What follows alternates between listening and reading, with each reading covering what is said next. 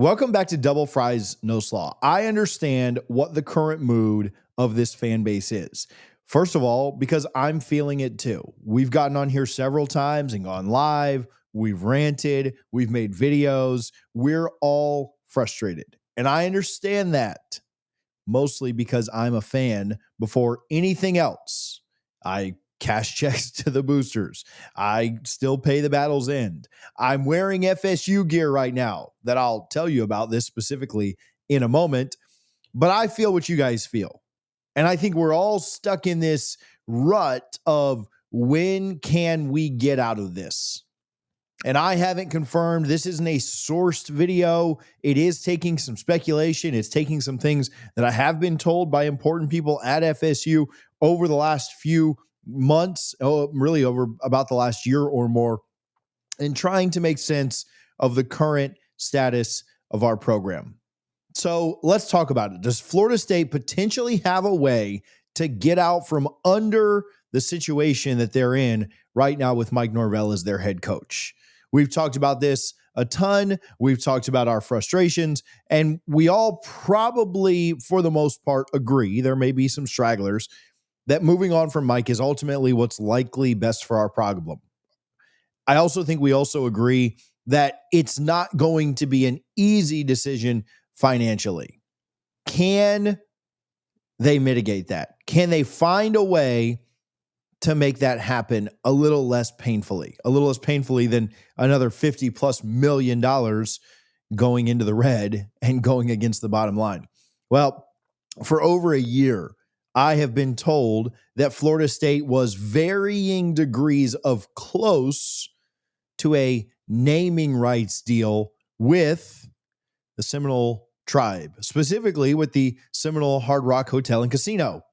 And that may answer a very big question, a big elephant in the room, and that's Mike Norvell's monster buyout.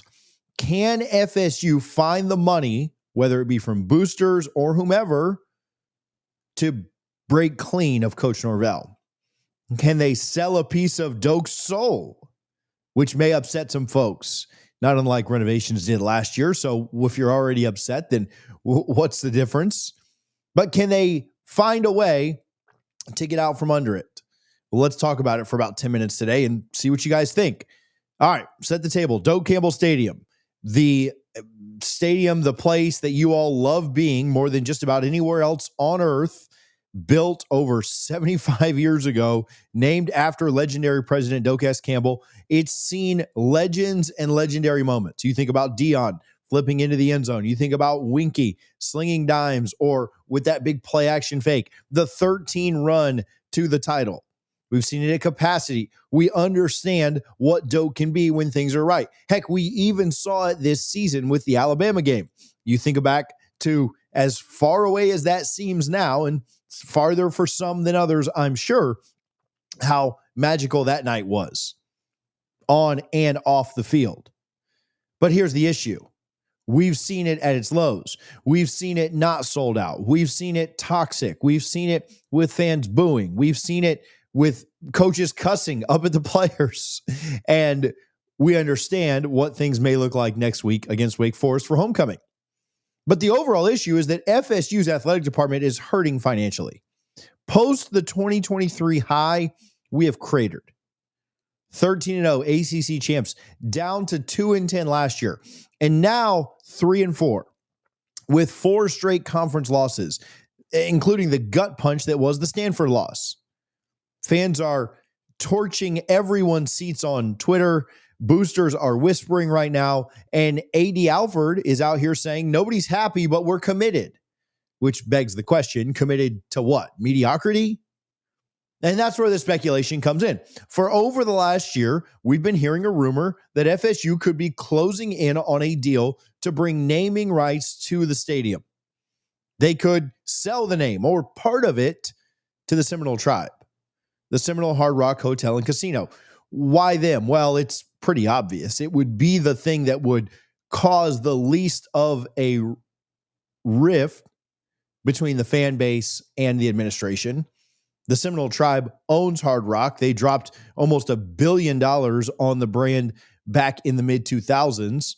They've got the Hollywood and the Tampa mega resorts pulling in tons of cash, whether it's craps, roulette, sports betting, all of that in this state. They have already slapped their name on the stadium down there in Miami that we joke about. The Dolphins play there, and obviously our rivals to the south do as well.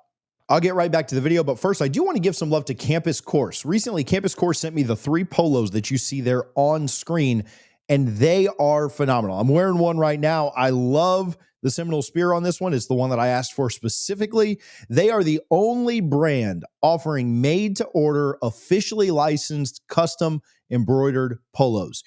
The best part, you pick your logo. You can put the Seminole head there. You can put the spear. You can put the word Seminoles that I've got on the sleeve on that middle polo that you can see, and you create a look that is uniquely yours.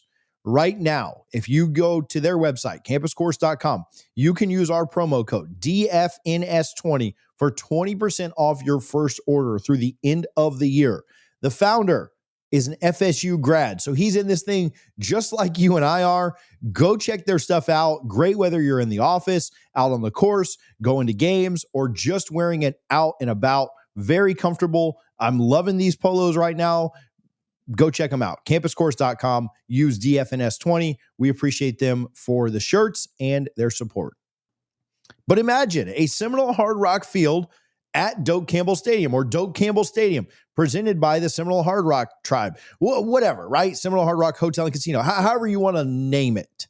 I can't imagine they go away from Bobby Bowden Field. I can't imagine they go away from Doak Campbell Stadium. But adding their name in would certainly probably go over better than Doak Campbell Stadium presented by Publix, or Doak Campbell Stadium presented by, let's say, Guthrie's or Tallahassee Ford for one of our partners. Would that cause fans to riot, or would they understand the modern era that college football is in? We've already seen some stadiums do this. We've already seen some teams agree to put patches on their shirts that are an advertisement. There are on-field logos that are happening right now because at the end of the day, it takes dollars to win football games. And though we may hate the modernization of that, though we may hate the way that it sounds or feels or looks, I don't think any of us hate it as much as the current status of our football program. But the buzz is real. They are actively working on this. And I don't know how close they truly are. There's no official word from FSU. There's nothing from the tribe. But in this NIL revenue share, Nike tax era, every blue chip program is looking at this as a possibility. Some programs have already done it, like we said. FSU, though, is sitting on a potential gold mine. It could net upwards of around $50 million up front, plus annual royalties. It's truly easy math for an athletic department that is in serious financial trouble. All right, we're a few minutes in now. Where is this all headed? Well, that money that may come in, it won't just be for new turf or VIP lounges. They've already done their upgrades.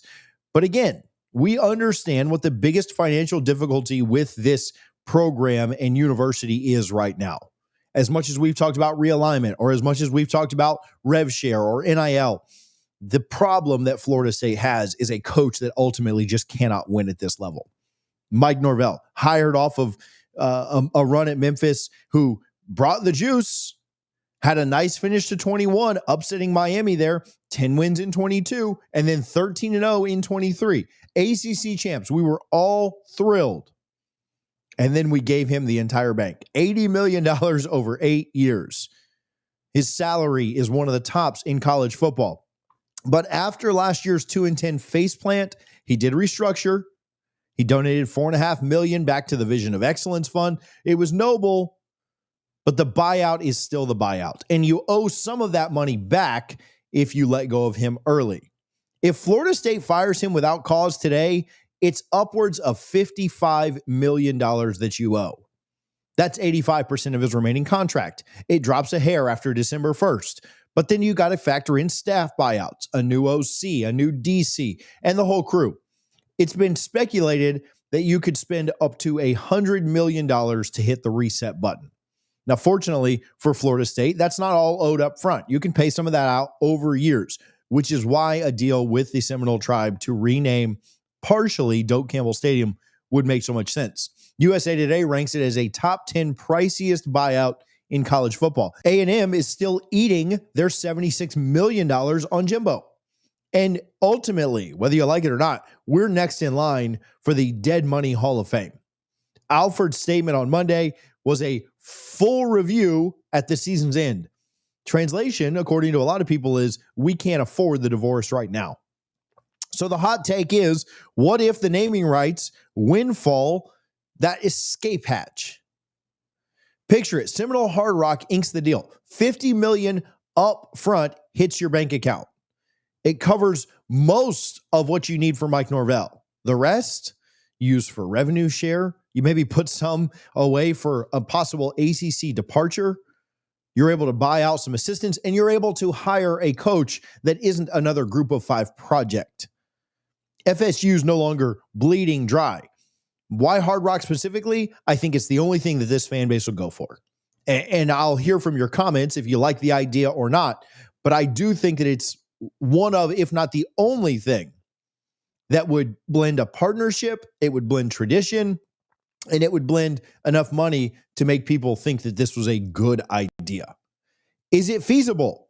Well, there's no big insiders that have leaked this out, like Brett McMurphy or Pete Nakos at On3 aren't out here saying that this is close to happening. But what we continue to hear is that it is. And I don't know how close that is. I was told over a year ago that it was close. So close could be next week. Close could be in a year or two. Really tough to know. But with the rumors that are spreading from the insiders like Nakos and others about conference calls being made and decisions being decided upon with just 5 weeks left and a Wake Forest team coming in a little over a week, Norvell's certainly not very safe. Ultimately, the buyout is going to be irrelevant because if they don't finish with, I'd say 4 or 5 wins down the stretch, they're going to move on. The money will be found. Where it's taken from other places, I don't know, but they will find it and they will move on. And this could make it a lot easier to ultimately do. You're already having to spend another $20 million a year in rev sharing to athletes. You're already working through the football only facility and the money you spent on that. And then, of course, there's the renovations to Doak. And yeah, the buyout going to be pricey, but you can't just eat another large sum of money like you did with Taggart just a few years ago. Have we learned our lesson? That's probably debatable. There are pros of the deal. There's a cash infusion. It keeps Doak's spirit. It's not selling out completely. It's a good synergy. Funds the buyout without the boosters, fitting yet another bill for this athletic department. There are cons. People are going to hate this in some aspects. There's tradition. There's Doak Campbell's name. The alternative, though, feels like it could be riots at the Unconquered statue. Norvell seems like he's got 1 foot in, 1 foot out, and doesn't have an idea which one it is.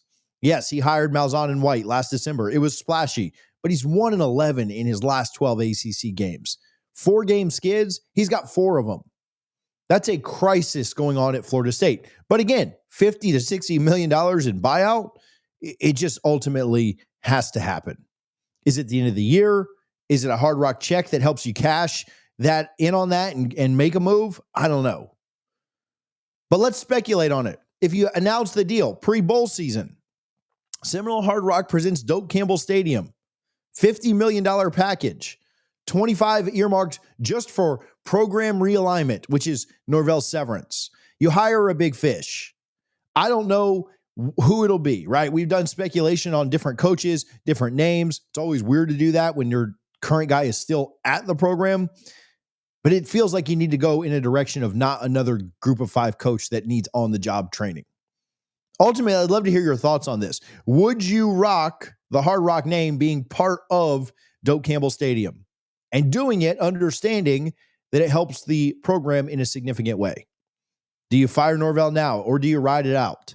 Let me know your thoughts down below. Naming rights for the Seminole Hard Rock Doak Campbell Stadium. Maybe it's the spark. Using it for Norvell's buyout is ruthless, but it is real. FSU's ultimately at a crossroads. Cling to the past or cash in on the future. Alford, Collins, McCullough have to make the call. We've been through enough, and I'm tired of this climb, so let's ultimately make it happen.